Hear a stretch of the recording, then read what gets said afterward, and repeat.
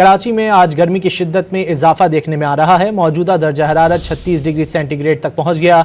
शहर में जगह जगह पानी की सबीलें लग चुकी हैं, जहां ना सिर्फ शहरी पानी पी रहे हैं बल्कि मुंह हाथ धोकर गर्मी की शिद्दत से बचने की कोशिश कर रहे हैं। मजीद जान लेते हैं डॉन न्यूज़ के नुमाइंदे सैयद वसीम से। वसीम, बताइएगा महकमा मौसमियात का आज शहर में गर्मी के हवाले से क्या कहना है?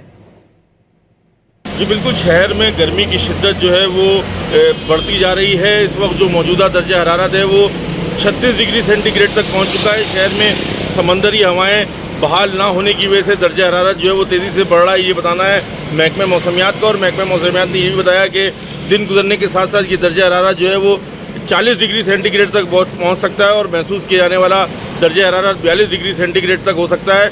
शहर में जगह जगह जो है वो पानी की सबीलें ठंडे पानी की लग चुकी हैं, जहाँ से लोग गर्मी की शिद्दत से बचने के लिए न सिर्फ पानी पी रहे हैं बल्कि अपने मुंह हाथ धोते भी दिखाई दिए ताकि गर्मी की शिद्दत से बचा जा सके।